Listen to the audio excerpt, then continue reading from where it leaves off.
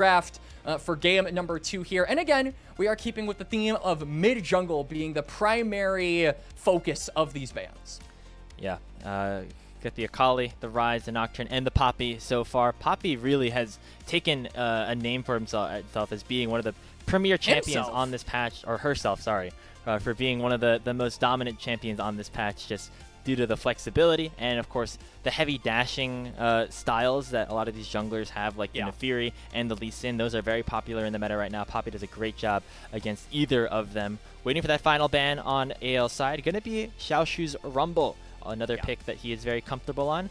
We'll see what exactly JDG want to focus here with these champions off the board. That Orianna, once again, still on the table. Orianna on the table. Vi is off the table, so I feel like the Ori probably is the biggest premier slam that I can think of, unless we want to give something over to our top laners here to open up. I know that Gnar is heavy priority for both of these guys as well, if they want to try and aim for that. But proactivity from the junglers is something that we have been preaching all series long, Grapes, and we were really highlighting it in game number 1 as something that was important in the early stages of that. So, JDG are just going to give JunJia the Jarvan, one of definitely his better champions and his most played of the split so far, with 6 games on it. I feel like when you think of a player like JunJia, Jarvan immediately often comes to mind, even from the previous PSG CFO days. Just a champion that can get out onto the map early and just really have impact in all 3 lanes from minute 1. Speaking of another champion that can do that, though, it is the Lee Sin that will be the response here for Tarzan, alongside of Varus for AL, that can still go to the top lane, but we're expecting to see for Hope. Tarzan is saying, all right, guys, I played the tank. I gave you guys the opportunity to be the main characters. Now it's my turn. And I love whenever Tarzan goes on things like the Lee Sin or the Naafiri, just these very high-octane, very dash-heavy champions that are able to, like you said, in the case of JunJia, get on the map as soon as possible and start affecting the lane. So it'll be a really fun early phase of the match to see which of these junglers is able to do that more effectively. But better late than never, the Orianna going to be locked in. And I think this is really valuable, especially because we did see that Varus come through, most likely for Hope, but also worth noting that it can be flexed over to Breathe if they want to give over a Varus top lane. But regardless of the role that he goes in, Grapes, it is an immobile target, and JDG are drafting for a bunch of pick tools in the mid-jungle and potentially the support role as the Blitz was hovered, but now the Bard, a Vampire special, seems to be the answer. Nope. The Nautilus. They're really just trying to troll you here with these hovers. Yeah, they're faking Nautilus. me out. Instead, another one for Vampire that has a lot of high value in terms of just that point and click crowd control, the ability to really have high impact in these team fights. We'll see what the final pick of this first rotation is going to be for AL. Will be the locked in for Shanks. This is exciting. A little bit of explosivity. This is a champion that does very well into the Orianna. Shanks really made his mark on the LPL last year for playing things like the Sylas, like the Cassiopeia, like the Akali that has been banned away from him both of these games. And I think that lock stylistically is right up his alley. So AL with a very high damage mid-jungle duo here. I think really what they're looking for is just more CC. I think they are lacking in that department. So Kael probably going to be put on something like the Leona that can not only provide that, but can also duel and duck, dive, and dodge against this Nautilus in the early laning phase, just to provide that utility over to this strong mid-jungle duo for AL. But similarly, it seems like JDG are just drafting for exactly what we saw from them going into game number 1. The death ball style, looking for 5v5s. You've got the Jarvan Orianna ball delivery combo. That has to be your bread and butter whenever they're locked in. First lock of Shanks' career.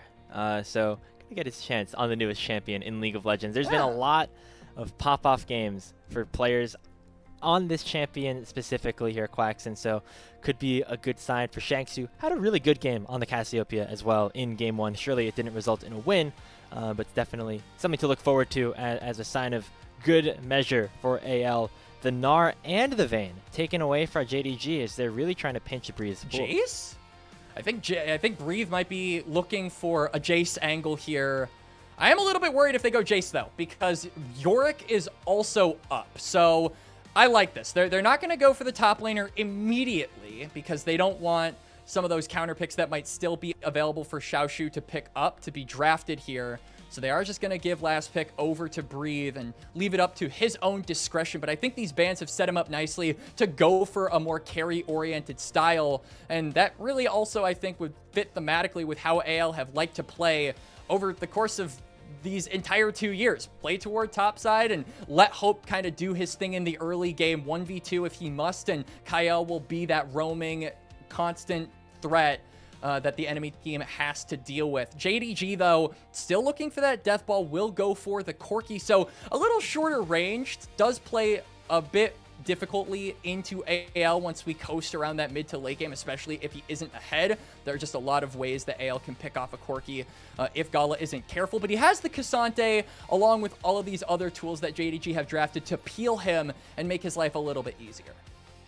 Yeah, I mean, just pure team fighting right now for JDG, right? Yeah. They're not looking for anything other than the 5v5. AL can be a little bit more creative in terms of what they look for. They have a lot of wave clear with Hope on the Varus. You'd imagine he goes towards a lethality build.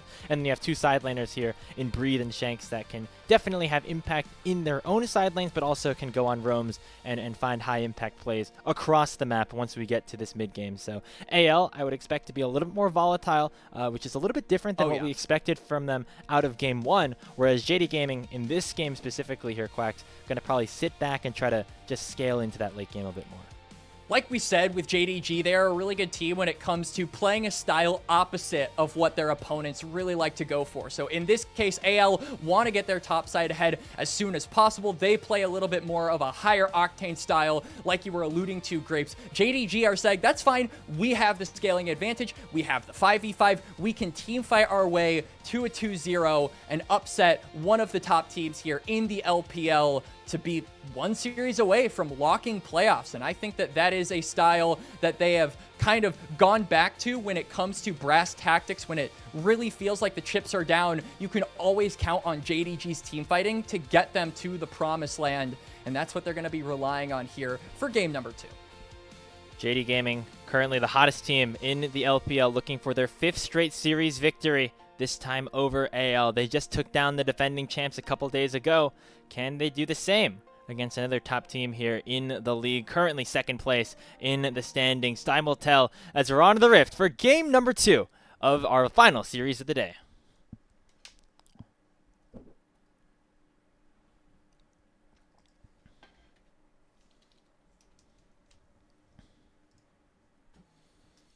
Oh, and an early hook here onto Kael. He has to crash down.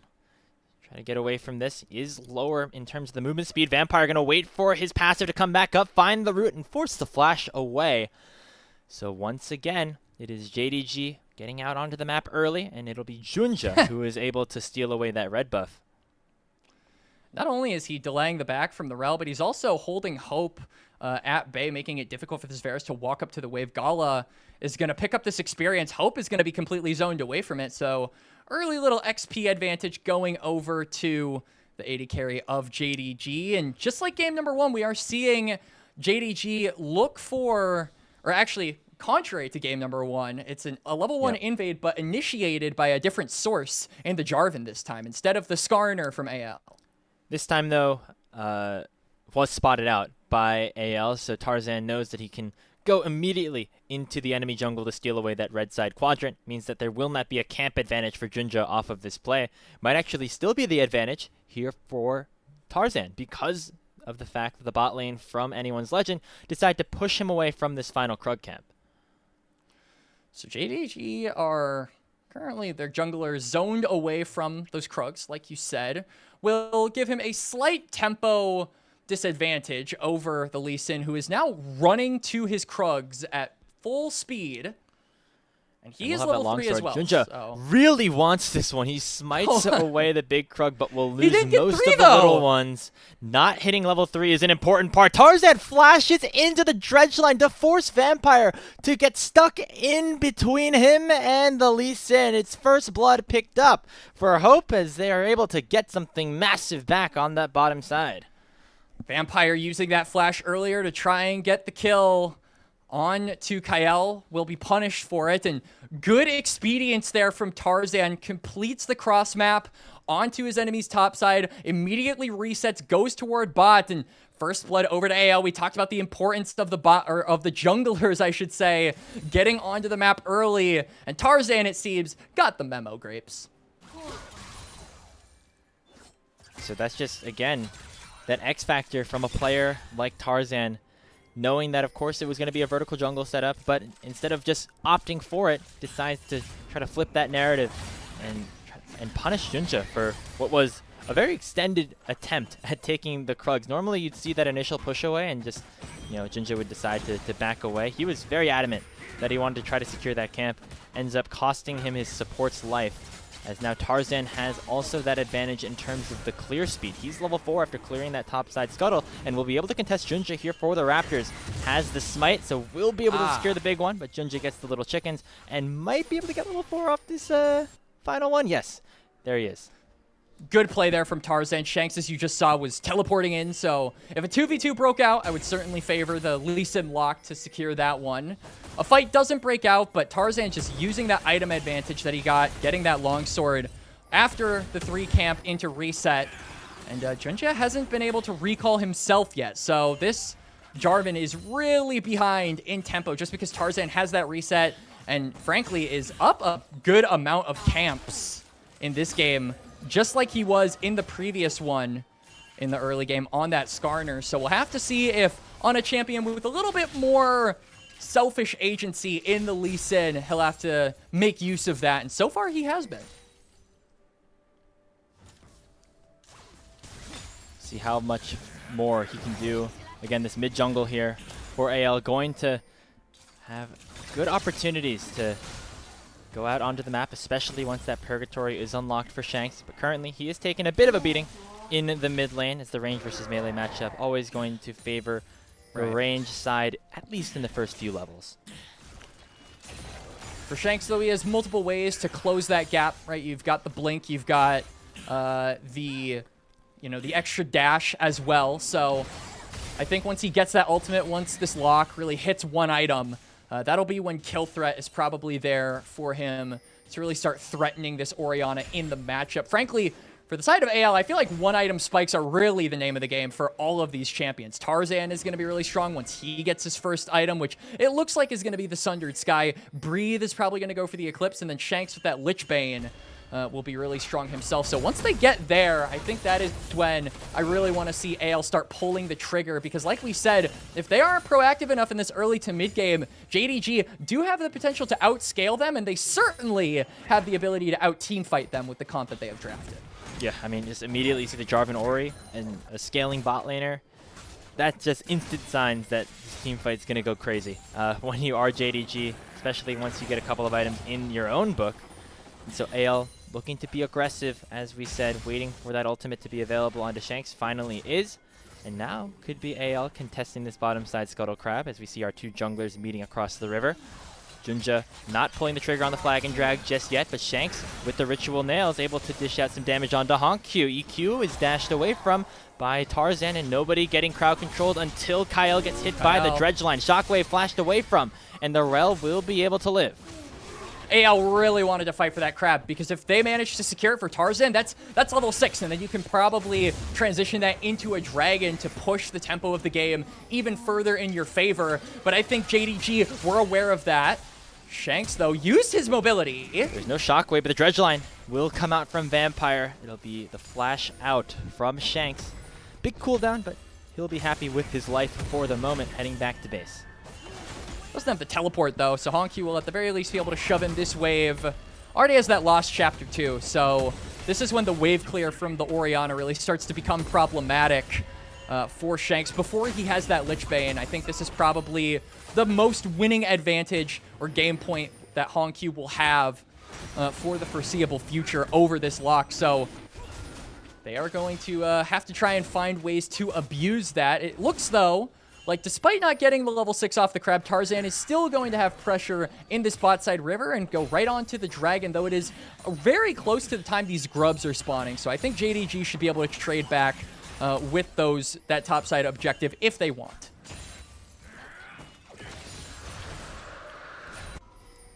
See pings towards it, but a recall being issued by JunJia. So looks like just getting out on the map again going to be a better situation for him. Yeah, he's probably sitting on a lot of gold at this point. And now we'll be at a powerful position to look for a fight. He's still down in gold compared to the Lee Sin, so definitely wants some buddies to help him out if a fight does break through on the Grubs. You can see that it looks like AL want to try and contest for these, despite not having a ton of vision on this part of the map. Tarzan is really strong, and they want to try and abuse this timer for the Lee Sin. So it's Tarzan who starts up the Grub, but immediately gets hit up by the EQ combo of the Jarvan. You're alone. Goes Breathe with the public execution, and JunJia in a whole lot of danger. Shockwave gonna buy some time, but Shanks still able to pick up the kill, as now it is Vampire stuck in a 1v4. Breathe arriving, but it's already a double kill in for the lock, and the Ashen Pursuit coming forward onto HongQ, as he is now the next target, forced to flash away from that shattering strike. And Xiaoxu can do nothing about these Grubs either. JD Gaming end up beaten and battered, as it's AL taking these Grubs and winning the fight. It's just JDG a little too slow to join up on that topside river. JunJia looking to try and scrap with Tarzan, but he's got a Caulfield's Warhammer, he's got a Tunneler, he has more items and is stronger than you, so in the 1v1, you as the Jarvan just never win that, and then it goes from a 1v1 to a 1v3. AL get the CC onto JunJia. The Flag and Drag is still on a pretty long cooldown. The Shockwave is expended to try and save him, so that is a major tool that JDG use, but really to no avail. And from that point onwards, AL just steamroll the fight. HongQ with a pretty good flash over the wall, just making it difficult for Kael to follow. But AL firmly in control of this game with 3 kills and both of the objectives in their pocket. Looking to bounce back here. Okay. That one hurts. I know that hurts for you too, Plex. Yeah, yeah, As it the does. jungler in the that room. happened to me. I was playing Flex with the boys yesterday, and that happened to me on Raptors, so I feel your pain. Happens to the best of us, guys. Even the world-class junglers here, like JunJia. So don't feel too bad when it happens to you. But for JunJia, I think he has a few more worries to think about besides having his Gromp inconveniently reset on him. He is currently down 600 gold compared to Tarzan, who is up items, has been just so much more impactful in the early game as well, and it's 20 gold, or 20 CS, I should say, up over the Jarvan at this point. So that is a pretty big gap between junglers, especially when you factor in that it is only 10.5 minutes into this game. Yeah, if you have that CS advantage as a laner, you're like, I'm dominating this this clear, or this start to the game. So Tarzan doing the same thing. Look how advantaged he is just in terms of itemization right now. Picks up that full Sundered Sky compared to JunJia, who just has the Tunneler and Ruby Crystal with the Glowing Moat as well. We'll see how close he gets to Glowing Moat's the cherry on here. top. But yeah, still going to be that net advantage here for Tarzan in the jungle land. What is the Glowing Moat? Because I remember I always, when I was a kid playing this game, like, didn't put together that the items actually were, like, objects, right? Like, I didn't know that Triforce was like blades. It was just Aurelia's blades. I didn't put together that like Rabadon's death cap was actually a hat. What is the glowing moat? Because a moat is just like something around a castle, like a thing of water that surrounds. Yeah, but that's a castle. A different spelling. But that's not what that M-O-A-T. is, obviously. Yeah. So what is a moat? So shout out to Merriam-Webster Dictionary for this. A moat, spelled the way that glowing variety is a small speck, which is basically the amount of impact that it has in a game once you purchase it. So yeah, so it's like name accurate. All right, I like it. But it's glowing. Riot, it's glowing. Yeah, so it's a little bit more special than just a regular moat. But yeah, you play with the glow sticks when you're a kid. Like they're fun to have around. Doesn't do too much, but you can wave it around and it makes the cool colors, right? So yeah, they provide some entertainment for you. As it looks like AL are looking to entertain taking away a Gromp, which they will be successful in, as well as a Dragon, which is up in a little less than 30 seconds. And JDG just still down so much gold. Tarzan having that Sundered Sky, like we said, is just going to make this Lee Sin so lethal in any fight that JDG try to take. And now Shanks is more than comfortable to take the fight to HongQ. Oh, what a kick from Tarzan. Shockwave not going to find a damn thing, as Shanks goes on a killing spree, and AL dominating this early game. 3-0 for the lock on Shanks' first game of the pick. AL are dominating, like you said, Grapes. Dragon gonna be a foregone conclusion, and JDG are bleeding in this early game. We talk about how this composition is to be highlighted once team fights roll around. The way this game is going, though, they might not have very many chances, frankly, to get those 5v5s across. So I think now that we're coasting this mid game, this 14-minute mark where the lane assignments can get a little bit more blurry, this is JDG's time to try and reverse course and look for something that they can take forward with them to get to those team fights. This is about the same gold lead that JDG was able to break open against AL in that early game, and we know how that one ended up turning out. Anyone's Legend looking to try and even this series up, play all 3 games like we did in week 1. And Quacks, despite the records being a little bit different, I think it's fair to say these two teams, when they go at it against each other, very closely competitive throughout the calendar year, and that can be a very exciting prospect for what the rest of this season can look like. It's a depth charge finds 2 here for Vampire, but now it's JunJia, who is, or sorry, Tarzan, I should say, that is unable to find that kill onto the Nautilus. Isn't able to get the Q to connect onto the Vampire, and so the Nautilus will get away for the time being, but Nautilus resetting means that Gala can't be too carefree when it comes to walking up to this mid lane, so will be policed around as Kael tries to punish him. Won't be able to do so, but AL just looking to hold control of this lane here in mid, because we do have the Herald coming up in about 30 seconds, so they just want to continue to monopolize their ownership of all of these neutrals here. Yeah, public execution issued here onto HongQ. Not a ton of damage, and with JunJia showing, means that they cannot go for this dive. Seems like the bot lane's still going to be the focus, at least for the moment, despite the Herald eminently spawning. Tarzan throws at the Sonic Wave for a little bit extra poke, and HongQ's going to be forced to head back to base. Wondering what AL are actually looking for here, because objectives on the other side of the map, they're not going to be able to claim the turret, so I feel like their end game here is to maybe try and bait Shockwave out of HongQ, because that is the main team fighting tool that JDG could try and expend if a fight were to break out at the Rift Herald, but they will be unsuccessful in doing so. So hey, get the blue I think buff. now they just have to cross map. Yeah, the blue buff was the objective the whole time. You're right, my bad. It seems like these junglers just really like fighting over camps that we're fighting over traditionally Crab. think are very important. Yeah, they were fighting over Crab in game 1. We saw a fight over a Gromp, multiple fights over chickens, and now we're fighting over blue buff. So when are we going to be fighting over wolves and Krugs? You know, get them in here too. Yeah, I will say, this is always my take. These red side Raptors, just constant bait. Teams just try to flip those all the time. I feel like it never is fully worth all the resources that they expend. So something to look out for. What is useful is the Rift Herald, and that's what Anyone's Legend are going to be able to pick up here for Tarzan. It is, again, this massive gold lead here for the early game. But they're going to have to keep pushing the pace here, Quacks. JDG Gaming still have that team fighting composition. They're getting their first items in inventory. And once they get those seconds, things could look a little bit more dangerous here for AL. But this is kind of the big red tape moment where JDG are going to not want to enter any fights with AL whatsoever.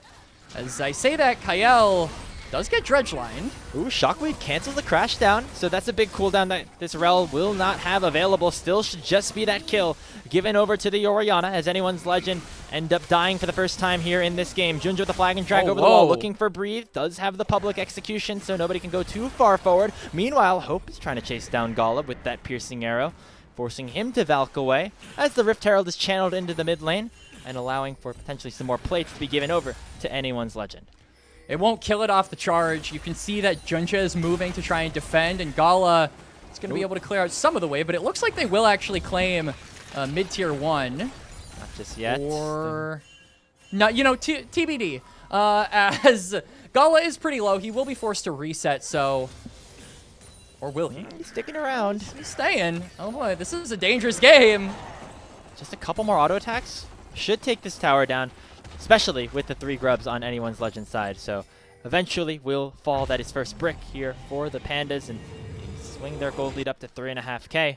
You can see all of that gold situated onto the carries here, right? 1,000 gold lead for Hope, 1.2 for Shanks, 1.3 for Tarzan, who now is at 2 completed items with that Black Cleaver.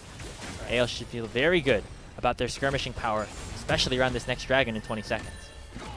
And frankly, AL still have the item power spikes, but they also have the hextech soul. They can cheat tempo just a little bit. They go for, I would say, later than average resets, but because those hex gates are there to get them back to the lanes faster, they're like, okay, we can grab a little bit more gold. We can grab some more resources before having to get to the spot side river. JDG want to fight. But now this, JDG want to try and fight. Yeah, they have a teleport coming out already for Xiaoxu, looking for a and flank Bessa's onto the Cassante. Shanks gets hit by the shockwave, and the Pathfinder comes through to shut the lockdown. Trade on the other side, though, as it will be a teleport coming in from Breathe again. Gala forced to flash away, but he gets killed by the resonating strike, and the public execution from Breathe will shut Vampire down. 3v3 across the map, but HongQ already basically out of the picture, as it is Tarzan that jumps in to pick up the triple kill. A fourth finds Hope, as it is the Jarvan that ends up going down, and it's a 3 for 4 in favor of anyone's legend, with Xiaoxu still underneath this tier 1 turret. Breathe and Hope looking to continue to issue out some more damage, at least getting some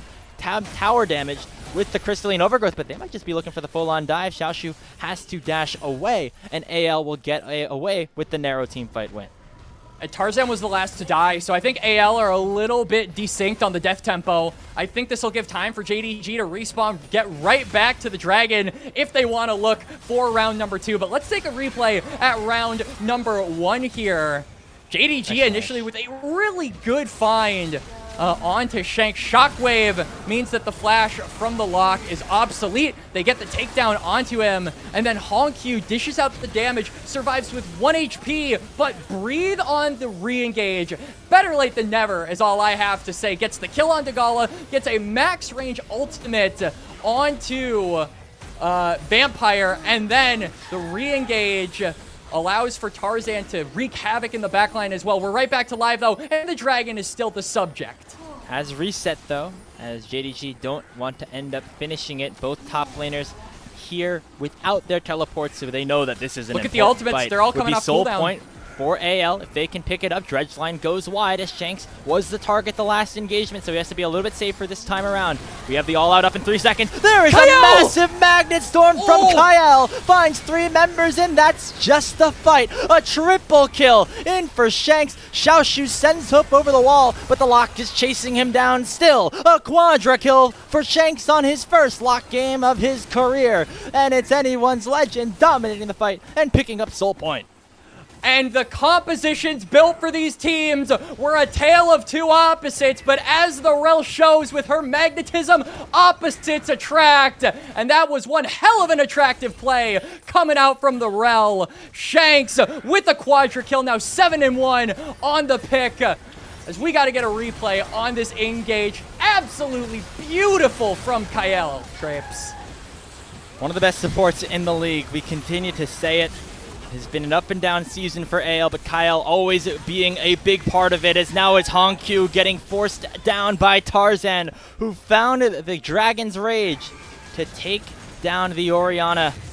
Bad to worse here for JD Gaming, as they're getting pushed out of their own jungle now by Tarzan. Finds the resonating strike onto Vampire. He uses the dredge line to get away, but you can see the bully ball now in force for anyone's legend, as they're able to clear out the entirety of the enemy red side and also take multiple towers at the same time. It'll be top lane tier 1, mid lane tier 2. AL are just pushing their vision line even further up on this top lane. If they can get a pick onto JunJia, hell, if they can even get a pick onto someone like HongQ, because of how valuable that shockwave is, that'll just be an immediate turn onto the Baron. AL will have the green light to really push this game into its end stages, but for now, they're going to take their reset. They're going to spend their gold. AL are going to also, as you can see, Breathe is going to push out this wave on bot side, and this might be where JDG attempt to lay a trap here. Breathe has no flash, so likely just going to get crowd controlled here with that depth charge flag and drag as well. In a 3v1, this Mbessa has no chance. So a shutdown goes over to the Corki. That's a big kill for Gala. And it doesn't look like AL are in a position to do anything about it. No, they really are. I mean, they can push the wave here in mid. They can put pressure onto Xiaoxu on this top side. but they are going to ultimately lose their top laner. Gala's going to get a few more plates for the Corki onto himself and just try and close that gold lead between the AD carries a little bit more. As now AL may be comfortable to try and look for a pick onto Xiaoxu. Won't be able to do that, but will threaten the Baron. But it is worth noting that it's spotted out by the Cassante and the Hex Gates are available, so JDG can get into this real quickly. Tarzan just marking Xiaoxu, making sure he's not in a position to look for a flank. Breathe about to respawn, has his teleport, Flash nearly off of cooldown as well. But it would be a dangerous flip, even with the 6,000 gold lead. The better target for AL will just be this Hextech Dragon in 2 minutes and change. Securing themselves the soul would put them in a much better spot to force a decider. And I feel like we have this discussion sometimes about the Dragon Souls Grapes, but I mean, are you of the opinion along with me that Hextech Soul is the most versatile evergreen soul in the game? Just like any composition, you can apply this soul to any composition and it works out equally as well. I feel like the other souls are a little bit more subjective to team composition to be effective, but Hextech Soul is kind of the jack of all trades one. I think Mountain is good too, so it's never bad to just have extra resistances. Yeah. Obviously better on certain champions than others, but yeah, I agree. The lightning of the Hextech, very useful in basically any setting, right? You can have a high impact in side laning when you're clearing out and give it a little bit extra wave clear, and then of course the team fight value through the roof, especially when all 5 members are there. So yeah, I think I'd agree with you. I'm glad we're in agreement, as I think we can also be in pretty big agreement that AL are looking to try and equalize this series, just the way that they are playing here, and got to give a lot of credit over to Tarzan, even though it has been Shanks kind of reaping the rewards of the early game proactivity that this Lee Sin has been providing in Game 2. It has been the Lee Sin, just like we said, constantly applying pressure. And sometimes I feel like we can say that it is off of the mistakes from JunJia, right? That early Krug debacle was probably something that set this Jarvan on a path that he couldn't really recover from. But he has been taking that momentum. He's been running with it. And I really feel like Tarzan has been just the lifeblood of this team for so long. And it's awesome to continue to see him put on performances like this and know that he hasn't dropped a beat. He is still the same guy that if you give him advantages, he will not let them go under any circumstance. Teleport coming in, as it looks like Tarzan still unrelenting and trying to spot out JD Gaming. Xiaoxu and Vampire looking to go forward. The Shockwave doesn't find anybody though, and Breeze able to flash away for the Cataclysm. A number of team fight abilities now obsolete on JD Gaming's side, and Kael can look for the engage. Finds the 3-man Magnet Storm once again. It'll cost him his life, but in goes Shanks onto the back line, and it's another team fight wipe for anyone's legend. Piercing Arrow takes down the Jarvan. A double kill picked up here for Hope, and Xiaoxu, the last remaining survivor, underneath his own tier 2 turret, finds a 3-man and Topho strikes with the all-out, but will eventually get taken down by Tarzan. It's another ace picked up for anyone's legend, as they're going to ignore the soul for now to just crack open this base through the bottom side. And JDG, their initial team fight engage was a dud, and now they are done here, Grapes, as AL are looking to tie up the series. They will win out on the team fight. Won't end the game just yet. It looks like they were going back to the soul before we go into this replay. But this re-engage coming off of AL, this flank from Shanks was absolutely beautiful once we get to see it. Yeah, and Shanks and Kael collaborating beautifully on this play. Kael ends up dying for it, but just look at how HongQ got deleted with the Ashen Pursuit plus the Purgatory. 7 kills on this lock entering this fight means that execute threshold on the ulti is massive. Oh yeah, it is. I believe it increases every 5% when you pick up the ult. So at this point in the game, just the later the game goes, the easier it is for Shanks to get those resets, to get those executes, and to just run these fights, run around these fights as well. And we're starting to coast that 30-minute mark, so he has a lot of room to play around with as this lock. Soul acquired for AL. Baron is up, but AL are saying we don't need the Baron in order to siege down this base. Certainly, at least not to break open this mid lane tier 3 turret. 3 grubs certainly providing some value at this point. As in goes Shanks once again. Dashes forward with the Ashen Pursuit, makes it very easy for him. Just be in a great position to start and engage. The inhibitor still alive at this point, and JDG will have to pull the trigger sooner rather than later. The goal to hit 9,000 at this point as Vampire is fishing for a hook. JDG really just need to turtle and look to wave clear. I think this might force AL after they get this inhibitor to force a Baron play, you know, maybe try and bait JDG to come over to them, as we are seeing pings onto that objective. And this will be the big litmus test. I mean, we were concerned after the early game from AL about how many chances JDG would actually be able to get to 5v5 against anyone's Legend, just the way the early game disrupted that plan. But if a Baron is started with all the JDG members alive, that will be their one and possibly last opportunity to make something happen in a 5v5 setting. And I don't think they'll get a better opportunity at this point. They are behind, but as we saw in game number 1 with AL being able to turn it back, temporarily albeit, with one team fight, JDG can try and look to do the same thing. Yeah, that was our big focus going into this game after the draft, is that JD Gaming's team fighting going to just be stronger. But I don't know if the compositional strength is going to outweigh a 9,000 gold lead and a Hextech Soul as anyone's Legends start up this Baron.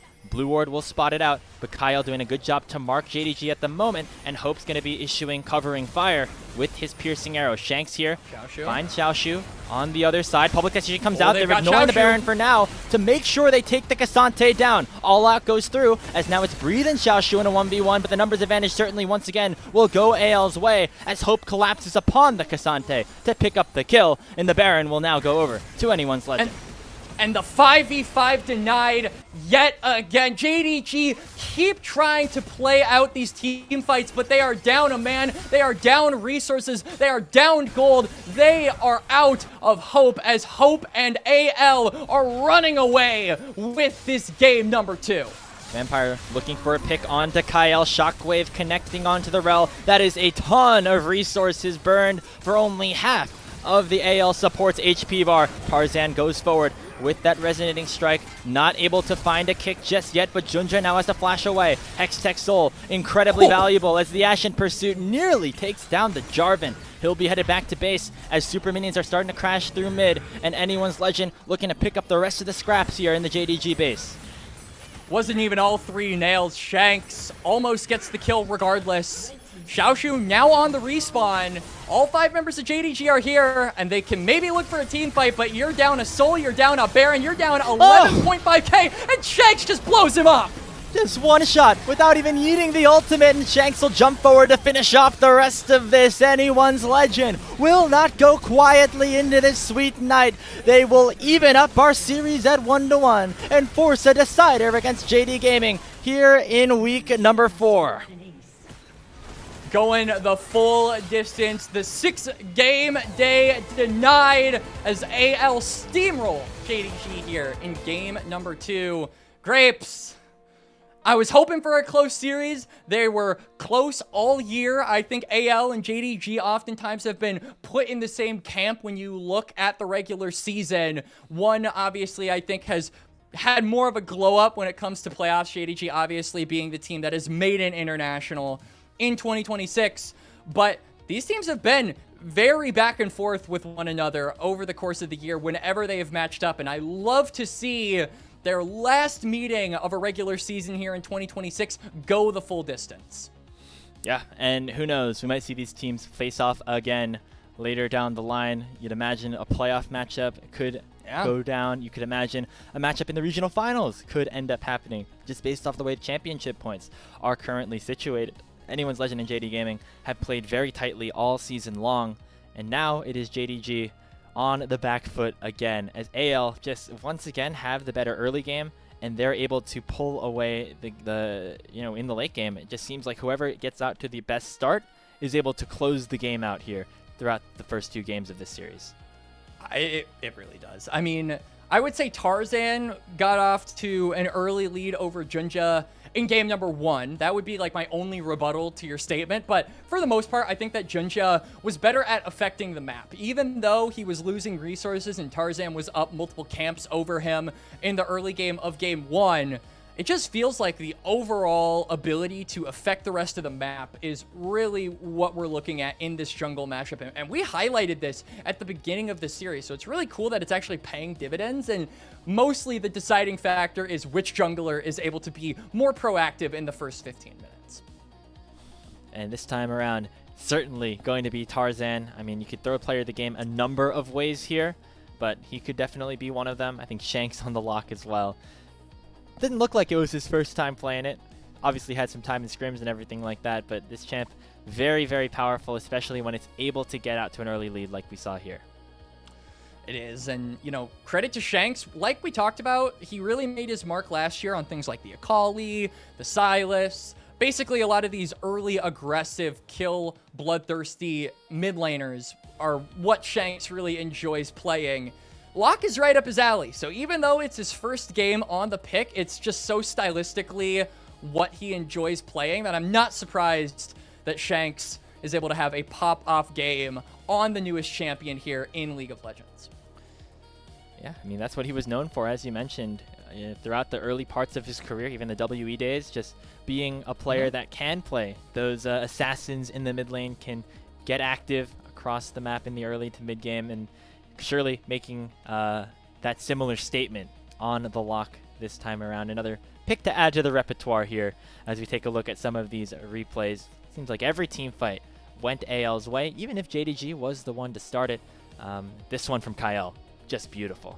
My lord, it was nasty. Even in like the rare 5v5s that we got, it just felt like JDG went into those underbaked, right? I mean, we go into fights like this where they don't have the vision, they don't have the information that the rel is over the wall, they get hit with a 3-man Magnet Storm crashdown, and they just lose from there on out. So it is a little bit disappointing to see that JDG, there were seldom times where they could 5v5s, but it felt like every single one, they just came in underprepared. They didn't have the resources necessary, they didn't have the setup needed, and they got punished for it. AL, with an early game lead, just took that and ran with it, essentially, into the team fights, and JDG were never able to surmount that play. Lock damage is absolutely disgusting, by the way, as I'm just looking at the highlights. Yeah, we talked about, you know, all the ultimate stacks that he ended up getting. Didn't need it for that kill on to JunJia to end that game. Shanks having a great series so far. You remember that Cassio game, even in game number 1. Certainly an Admiral one at that, as we await our player of the game for our second matchup between these two teams. Great way to close out this regular season series between these two squads, AL and JDG, going at it in week 1, and once again here in week 4 as we enter the back half of the season. Be a great time for JDG to continue their winning ways, whereas for AL, picking up wins here in this week are going to be very important, given what you have in store for week 5. It's top esports, BLG, and WE. That is a very tough 3 matchups, including a WE team that 2-0'd AL just a couple of matches ago. So the Pandas could need every win that they can get if they want to try to secure themselves that top 2 seed.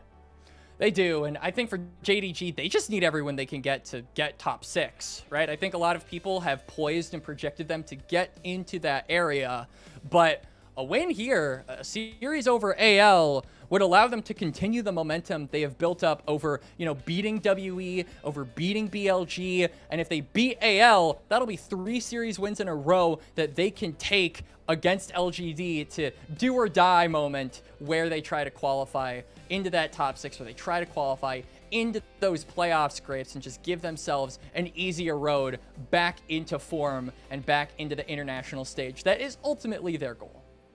So it is Shanks winning that player of the game, looking to make it back to Worlds like he was at just a year ago. Anyone's Legend forcing that Game 3 decider up against JD Gaming in our final series of the day. The draft for that final game coming up after this short break as we get ready for the end of the day here on LPL English. Don't go anywhere. We'll be right back.